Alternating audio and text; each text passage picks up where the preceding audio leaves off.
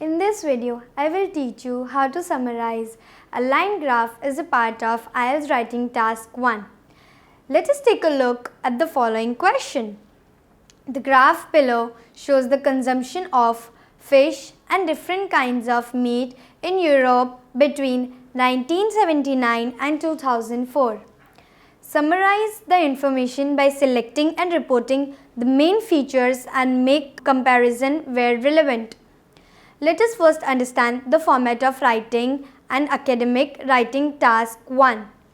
We will always begin with writing an introduction which consists of two parts, paraphrasing the question and writing an overview, and then we write the body paragraphs.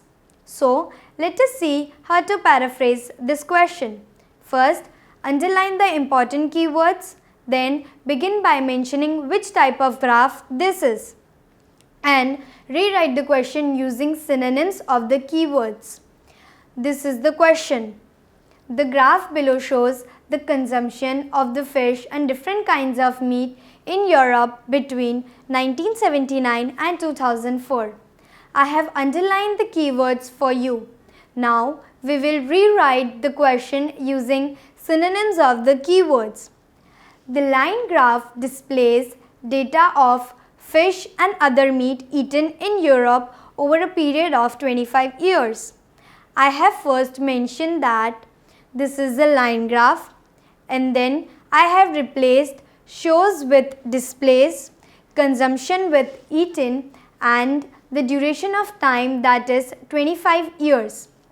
Then comes writing an overview. For this, first study the graph or chart and then identify the highs, lows and the trend of what is changing from the beginning to the end along with the similarities. For this line graph, it can be written like this. It can be observed that beef was the most popular meat in the beginning, but that changed to chicken being the most consumed by the end of the given period. Then you go on to write the body paragraphs. But before you begin writing, there are some points to keep in mind. 1.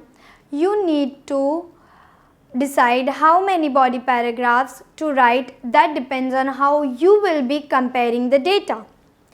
And 2. Keep in mind the specific vocabulary and terms for this task type. For a line graph, you can use terms like to show an uptrend, to show a downtrend, increase gradually, reduce gradually, rose dramatically, dropped suddenly, suddenly shot up, fell slightly, witnessed a steep rise, witnessed a continuous downtrend, peaked at. To indicate a flattish trend, fluctuated, remained stable. For the body paragraphs, the proper way to frame a sentence is to show the trend and to give the proof by stating the figures. Let us now see how the body paragraphs for this task can be written. In 1979, beef was the most eaten meat at around 220 grams per person per week and chicken at just under 150 grams. Although beef seemed to be the favorite till around 1988 with some fluctuations in consumption. It saw a constant downfall thereafter, ending at just above 100 grams in 2004. It is noteworthy to see that chicken is the only meat that has witnessed the continuous uptrend in consumption to end the period at a peak of 250 grams, which is also the highest figure for any given meat across the given time frame. Here, the trend is shown in the opening sentence. In 1979, beef was the most eaten meat is the trend shown at the proof, for it is given by stating the figure of 220 grams per person per week. Moving on to the next paragraph. Even though lamb was consumed slightly more than chicken in the beginning at 150 grams, it has mostly witnessed a downtrend, ending the period at around 65 grams.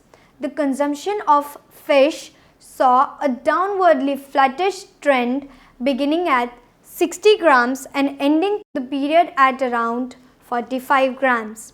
Here in this, a variety of terms have been used such as most eaten, constant downfall, witness the continuous uptrend at a peak, etc. to help you score well in the assessment of lexical resource.